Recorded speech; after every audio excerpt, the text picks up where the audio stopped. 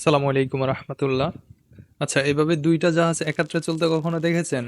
আমাদের জাহাজের আসলে সুগানের পাতা একটু সমস্যা হয়েছে।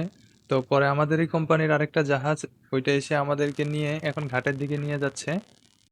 জাহাজ আনলোড করার পরে অফিস থেকে লোকজন আসছে মেকানিক্যালের, ওনারা এসে সুগানের পাতা একটু গ্যান্ডিং করে দিল, ওয়ার্লিং করে মোটামুটি চলার জন্য, যাতে করে আমরা সদরঘাট পর্যন্ত যেতে পারি। ওইখানে গিয়ে বাকি মেরামত করানো লাগবে। তো ওনারা একটু ঠিক করে দিল। তারপর সকাল সকাল আমরা চলে আসলাম সদরঘাট। ওই যে পোস্তগোলা ব্রিজ দেখা যাচ্ছে এখান থেকে। এসে নঙ্গর করার কিছুক্ষণ পরেই ওনারা চলে আসছে ওয়ার্কশপ থেকে। এসে ওনাদের ওনাদের কাজ শুরু করে দিয়েছে।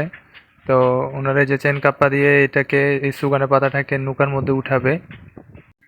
অনেক কষ্টের পর অবশেষে সুগানের পাতা নৌকাতে উঠাতে সক্ষম হয়। সুগানের পাতা নৌকার মধ্যে রাখার পরে প্রপেলারটা একটু চেক দেয়, মানে যেটা জাহাজের পাখা বলি আমরা, ওইটা চেক দেয়। চেক দেওয়ার পরে দেখা গেল যে ওইখানেও সমস্যা। তো ওইটা সহ খোলার ব্যবস্থা করতেছে, এই যে ওনারা উঠাচ্ছে এখন ওইটা। এই যে আপনারা দেখতে পারতেছেন আমাদের পাখাটা ভেঙে গেছে অনেকটাই। তারপরে এটাকে অনেকক্ষণ সময় নিয়ে হাপিস দিয়ে নৌকাতে উঠাতে সক্ষম হয়।